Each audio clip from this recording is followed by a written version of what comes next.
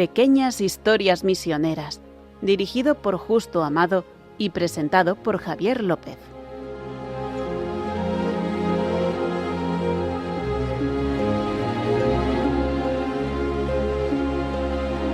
Hola, ¿qué tal amigos? Aquí estamos un día más en Pequeñas Historias Misioneras, como acaban de escuchar, les habla Javier López y como siempre me acompaña Justo Amado, director de OMPress, de este programa y de muchas cosas aquí en las Obras Misioneras Pontificias.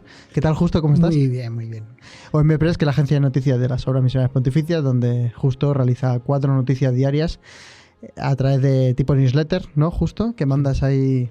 Espaneas, iba a decir, no, sí, Justo no espanea a la gente. Tiene muchas noticias muy bonitas como estas pequeñas historias misioneras que nos cuenta aquí a nosotros. Hablando de eso, Justo, ¿hoy le vas a dedicar o vas a contar algo el programa? Bueno, voy a dedicar el programa, pues oye, a la parroquia que tengo al lado. De casa. De casa, que es Los Santos Inocentes. Mira, la parroquia de Los Santos Inocentes en la calle Embajadores. Oye, pues... Tienes ahí seguidores que me han dicho a mí que... Sí, por los seguidores. No, pero no es tanto por los seguidores, sino por el testimonio que dan todas las personas que colaboran en la parroquia. Que, muy bien, muy bien. Muy bien. Bueno, ya saben que si quieren escuchar algún programa que hemos realizado ya a lo largo de estos 3-4 años casi que llevamos aquí con ustedes, pueden hacerlo poniendo en su buscador habitual de internet Pequeñas Historias Misioneras Radio María y le llevan al listado donde están todos los podcasts. Y luego también si quieren decirnos o sugerirnos cualquier cosa, Radio María nos facilita un correo que es historiasmisioneras@radiomaria.es. historiasmisioneras@radiomaria.es. Una vez dicho esto, Justo, vamos a empezar. Pues vamos a hablar de uno de los grandes misioneros de Europa. O sea, en anteriores programas pues nos hemos hablado de Benín, ¿verdad? Sí. De un misionero que ha fallecido relativamente hace poco. Este es de hace mucho. Este es de hace mucho y es muy, muy, muy famoso. Es tan famoso que en Francia, que fue el país que evangelizó, hay 500 pueblos que llevan su nombre. 500 pueblos. 500 pueblos. Parece... Y hay... esa que estuve contando, yo creo que el número que más o menos redondo que acaban los expertos, 780 iglesias a su nombre. 700. De un santo, no a la Virgen de la Asunción, que seguramente que lo supera. Bueno, pero 780. Y es San Martín de Tours. Ah, San Martín de Tours. San Martín de Tours. O sea, es el típico santo que todo el mundo ha oído hablar de él, pero no sabe la importancia que tiene, porque este santo, antes que nada, era un misionero. Que hemos dicho siempre en las obras misioneras pontificias, que toda iglesia nació de un misionero. O sea, no sé de qué diócesis son los oyentes que están escuchando, pero piensen que su diócesis la fundó un misionero. Alguien llegó y evangelizó, además con la entrega que lo hacen los misioneros, porque sí. O sea, no por ganar dinero ni por ganar fama. Este al final sí que ganó fama, este San Martín, porque fíjate, tiene más pueblos. Ya le gustaría al típico lumbreras, presidente político o cantante tener eso, 500 pueblos. Fíjate. Son muchos, pues este sí, como suelo decir yo, lo petó en cuanto a eso. Sí, sí. ¿Qué pasó con San Martín? Pues la escena más conocida de San Martín ocurre en Amiens. San Martín va vestido de soldado, era un legionario romano. ¿Ah, sí? Un legionario romano. Y entonces está atravesando la puerta de la ciudad, estamos en otoño. Esto es la tradición, ¿eh? Y esto está recogido en las vidas de San Martín porque fue como el hecho fundacional de San Martín. Entonces atraviesa la puerta y ve que hay un pobre temblando de frío. ¿Y qué hace? Coge su capa. Acuérdense, la capa era una clámide romana, la típica esta roja que salen ahí en las películas Asterix y Obelix, ¿o qué? En las películas de romanos, ¿no? Entonces coge la espada y la parte por la mitad y se la da. Mucha gente ha dicho, ¡oh, qué generoso! Pero ¿por qué no le dio la capa entera? Porque no era suya. Según las leyes romanas, el soldado romano, la capa del soldado romano, la mitad era suya y la otra mitad pertenecía al Estado romano. O sea que le regaló al pobre lo único que podía regalar, que era la mitad. La otra mitad, ¿no? No podía regalarla porque no era suya. Y pues ¿qué pasó? Que hay que tener en cuenta que no era cristiano. Había asistido a alguna reunión de cristianos, era un hombre buenísima persona, pero no era cristiano. ¿Pero era romano o francés? El romano. Romano. Bueno, romano. Bueno, sí, pero que ahí era romano. No, era húngaro. Si nos ponemos a ver dónde nació, era húngaro. Pero en realidad es... o sea, estamos en el Imperio Romano, es que estamos en el 316 a 397 es la vida de San Martín. O sea, estamos en el siglo IV. Sí, cuarto. Y entonces, ahí, ¿quién es romano, quién es francés, quién es... Vale. O sea, nosotros hemos... Imperio Romano, vale. No sé... cualquier emperador dice, pues es un emperador hispano-romano. No, eran romanos. Vale. No, ellos no pensaban en... Vale. O sea, de eso que vivieran en Hispania es porque estaban allí, ¿no? Vale. Entonces, Trajano era un emperador hispano-romano, pero... el caso es que este hombre, claro, al día siguiente, o sea, por la noche, resulta que se le aparece Cristo, vestido con la media capa. Entonces, todas las dudas que tenía de convertirse se le quitaron y al final se bautizó, etc. Y es San Martín. Cuento esto porque el 11 de noviembre fue su fiesta. O sea, en teoría, parece ser que esto fue el 11 de noviembre. Y cuando dio la capa y se le apareció Cristo, al final este tiempo otoñal se arregló y tuvo menos frío el ambiente. Sí. Y es por eso se conoce como el veranillo de San Martín. Ah, amigo. Por San Martín. O sea que fíjate, como para ponerle a una parte del año, aunque sea unos días, y ha pasado, da su nombre, ¿no? San Martín. Ha pasado tiempo. Entonces, ¿qué ocurrió? Durante la Edad Media era tan importante este santo, después veremos por qué, que había en Europa 3 lugares de peregrinación. Roma, evidentemente, la tumba de San Pedro. Santiago de Compostela, evidentemente, nuestro Santiago. Y Tours, donde estaba San Martín. Porque era un foco de atracción. Algunos han dicho que porque era el primer santo que no es mártir. Casi todos los... De la época, claro. En el siglo IV, todos los santos los habían masacrado. Unos se los habían comido los leones, a otros los habían crucificado, a otros... Pues hay de todo, ya sabes, desde la parrilla de esa Quintina, hay de todo.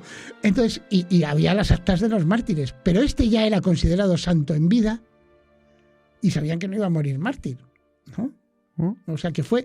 En realidad no es el primero, ¿eh? El primero es mi querido Papa San Silvestre, pero bueno, era un papa, ¿sabes qué es más anterior a este?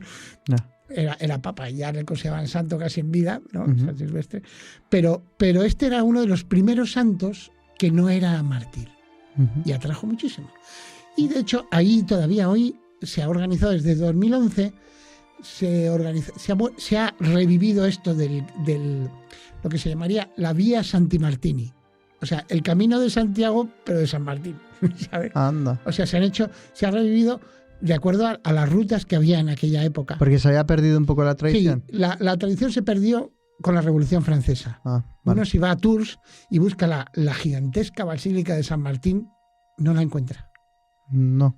La quemaron, la abandonaron, o sea, la dejaron. Bueno, la Revolución. Y entonces, y ahora solo uno va por una calle y a la izquierda de repente ve una torre, que era la torre de la entrada de la basílica. Y si sigue andando, al fondo ve otra torre que era...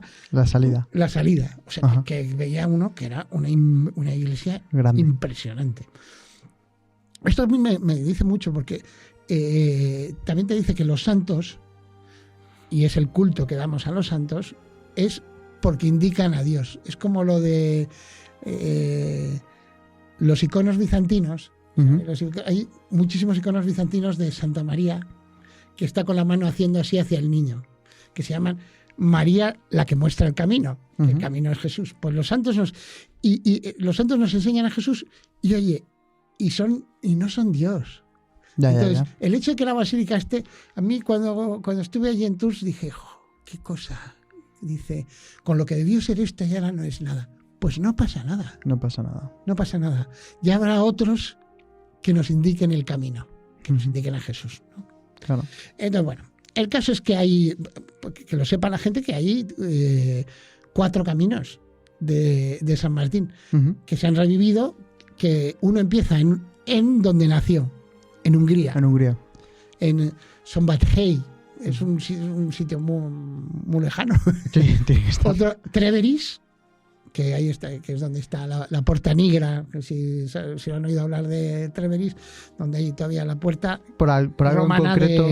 Porque es donde estuvo él. Vale. Y Utrecht, en Holanda, que ahí es más bien porque vienen bajando, ¿no? Y Zaragoza. Porque bajan. Y Zaragoza. Vale. Porque ¿Y también suben? desde España también había muchísimos peregrinos que iban a Tours.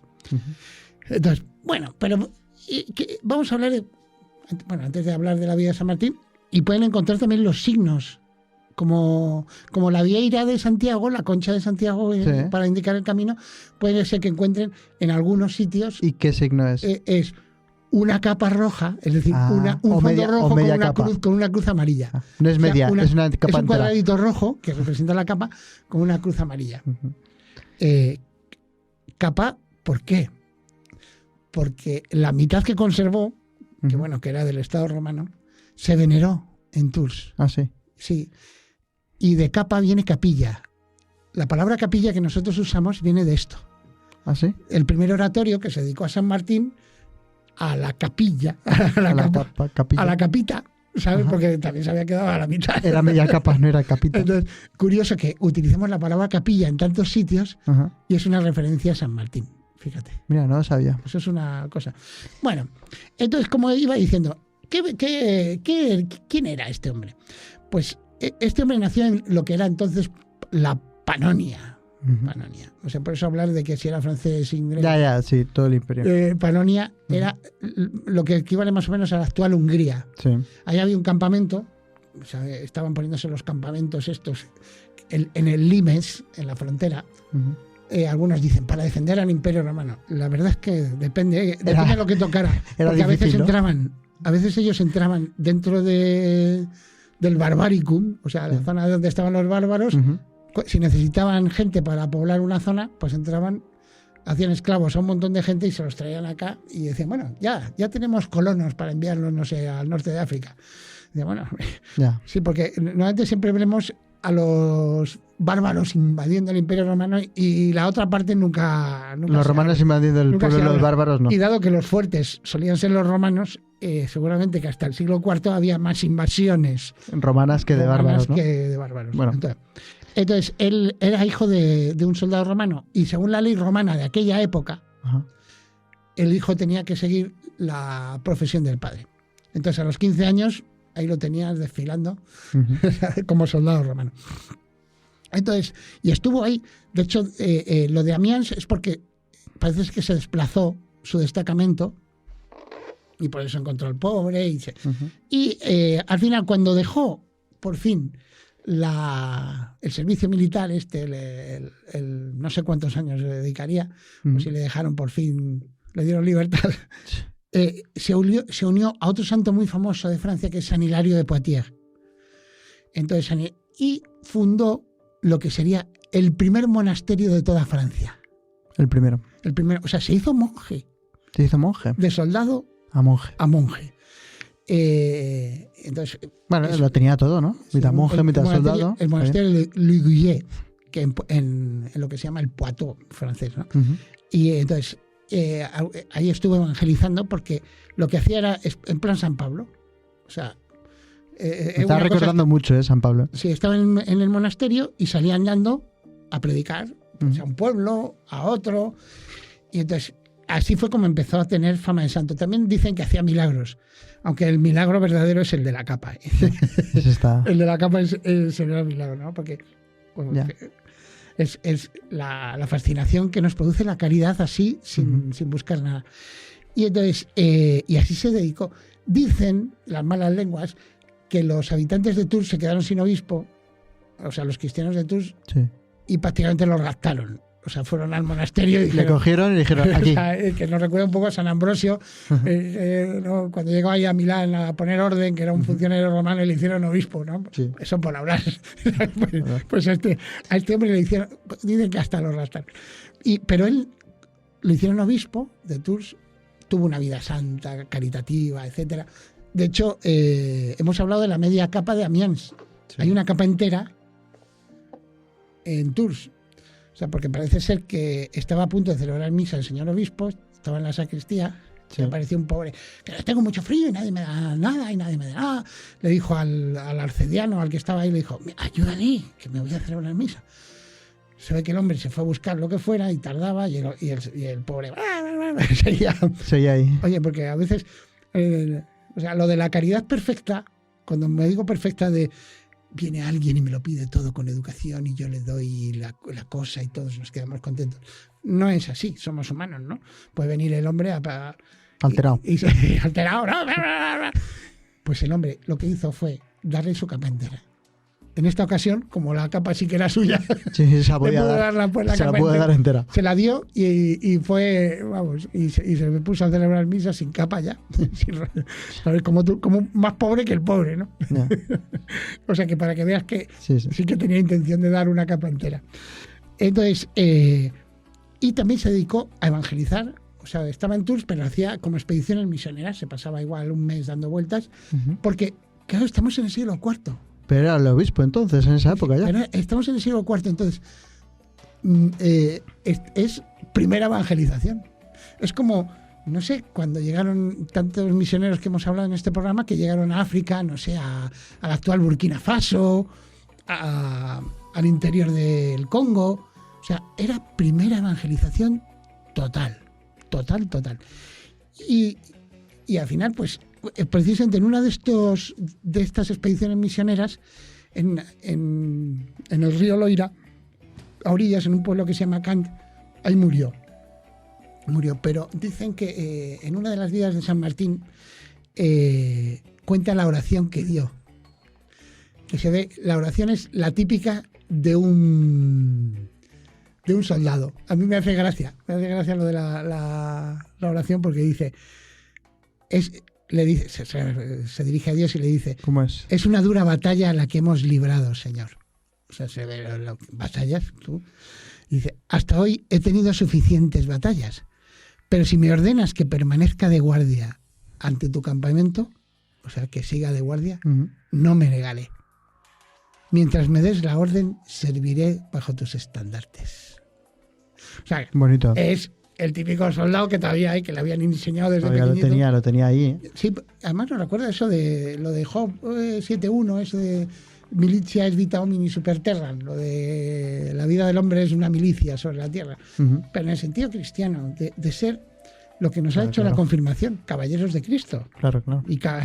Y princesas de Cristo también. Entonces, ese luchar contra el demonio, el mundo y la carne es propio de la vida cristiana. ¿Para qué? Para llevar el evangelio. O sea, este hombre, en el fondo, se hizo San Martín de Tours porque veía a los cristianos en Panonia, en donde los encontraba, y el testimonio de los cristianos fue lo que le convirtió. Ese testimonio callado que siempre decimos, y a veces con palabras. A veces con palabras. Sí, ¿no? Pues eso. ¿Qué atraía de este hombre? Pues atraía, primero, el monacato apostólico que tenía. O sea, era un monje, sí, ¿no? Que había sustituido el martirio por la predicación para llegar a la santidad. O sea, es que es el compromiso de una persona por ser misionera, ¿no? Que eso es lo que atrae de San Martín de Tours, que dedicó su vida al Evangelio. Después, la segunda cosa es la fascinación de la caridad verdadera.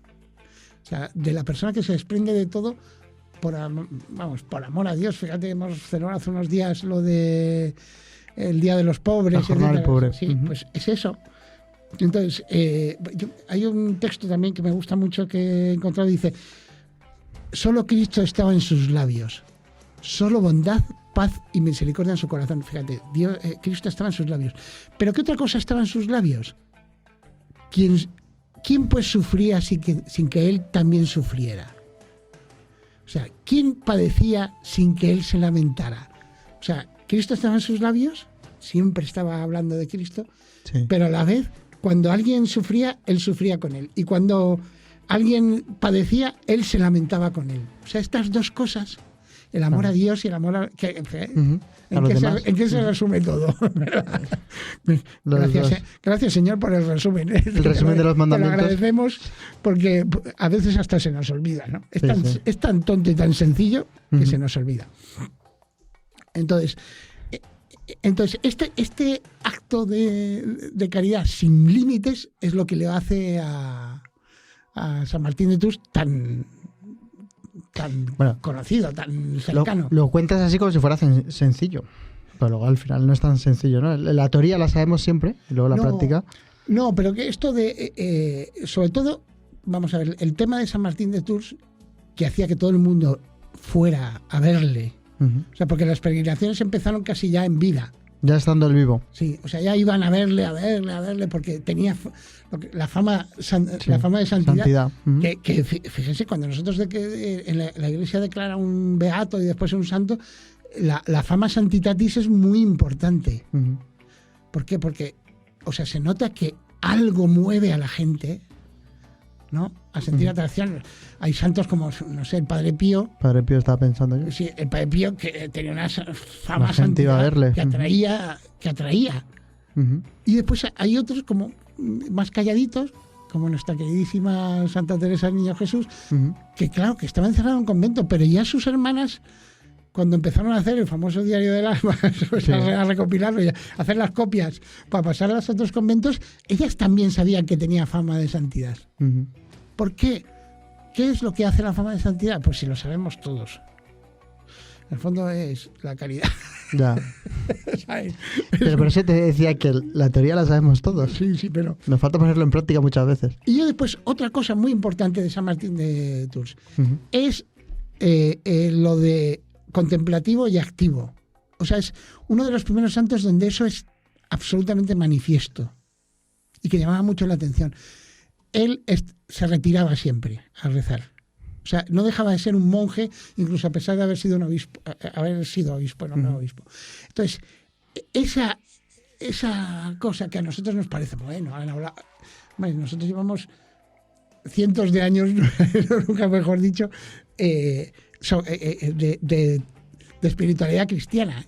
Cientos de años de espiritualidad cristiana en que nos han hablado, pero la espiritualidad sobre todo se hace vida. Entonces este fue uno de los primeros santos en el que lo de contemplativo y activo se veía. O sea, la gente sabía que el obispo estaba rezando. Sí. La gente sabía que cuando iba a evangelizar un pueblo podía estar de repente 2 o 3 horas por ahí de rodillas rezando. ¿Sabes? Entonces eso es una de las primeras cosas que también atraen de San Martín. Qué bonito, justo. Bueno, por eso... Concluyendo, por desgracia, no tenemos más tiempo. Sí, pero no por no decir la típica frase que siempre decimos nosotros, evangelizar y a veces sin parar. Sí. De ahora en adelante voy a citar más una frase de San Pablo VI, que es la de Evangelii Nunciandi. Dice, el hombre contemporáneo, y cuando decimos contemporáneo es el de todas las épocas. Sí, siempre. El hombre contemporáneo escucha más fácilmente a los testigos que a los maestros. O si escucha a los maestros es porque son testigos. Sí, a veces lo que tenemos que hacer es dar menos doctrina y más testimonio, ¿no? Es lo mismo de lo de con los hechos y haces incluso con las palabras, pero dicho de otra forma. Sí, o sea, menos doctrina y más testimonio. Pues me lo aplico a mí y señor, de verdad que voy a intentarlo. A veces no lo hago, pero verás. Las pasa a todos. Verás. Bueno, justo, muchas gracias, como siempre. Ya saben que si quieren escuchar un capítulo como este de Pequeñas Historias Misioneras, en su buscador habitual de internet, poniendo Pequeñas Historias Misioneras Radio María, le llegan al podcast donde están todo el listado de todos los capítulos que hemos realizado. Y si quieren decirnos o comentarnos cualquier cosa, tenemos un correo electrónico que es historiasmisioneras@radiomaria.es, historiasmisioneras@radiomaria.es. Ustedes ya saben que no dejen de rezar por los misioneros. Ahora viene el rosario, es una buena ocasión. Y San Martín de Tours ruega por nosotros. Ruega por nosotros. Le hemos hablado, hemos hecho una lamidita, porque no hemos hablado nada.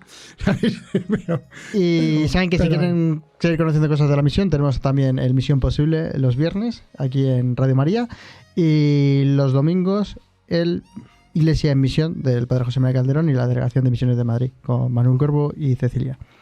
Muchas gracias a ustedes y nos vemos en el próximo capítulo.